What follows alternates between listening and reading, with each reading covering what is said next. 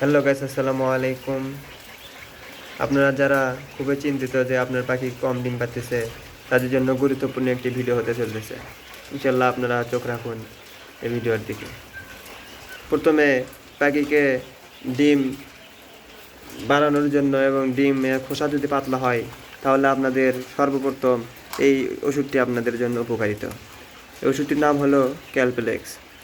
এই ওষুধটি খাওয়ালে আপনার পাখি সুস্থ থাকবে।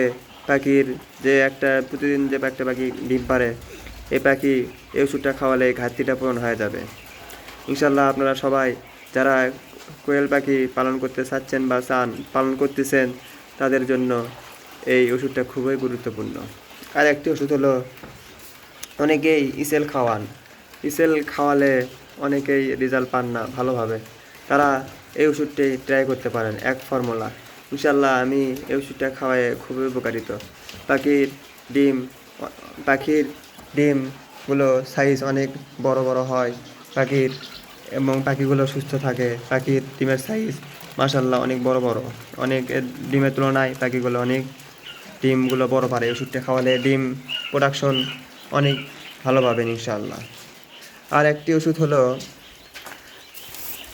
পাখিকে সুস্থ রাখার জন্য, পাখি যেন সুন্দর থাকার জন্য এই ওষুধটি গুরুত্বপূর্ণ, জিঙ্ক। অনেকে জিঙ্ক খাওয়ান বা অনেক কোম্পানির ওষুধ আছে, জিঙ্কের ঘাটতিটা পূরণ করে এই ওষুধটি। আর একটি ওষুধ হলো, এই ঠান্ডার ভিতর খুবই গুরুত্বপূর্ণ একটি ওষুধ, সেটা হলো রিনাসল এডি 3। রিনাসল এডি 3 খাওয়ালে পাখিকে পাখি শরীর হিট হয়ে থাকে, পাখির ঠান্ডা খুবই কম লাগে। এগুলো ওষুধ খাওয়ালে পাখির ডিম প্রোডাকশন মাশাল্লাহ অনেক ভালো থাকে। পাখির ডিমের সাইজ অনেক বড় হয়, পাখি সুস্থ থাকে, পাখি প্রতিদিন ডিম প্রোডাকশন বাড়তে থাকবে ইনশাআল্লাহ।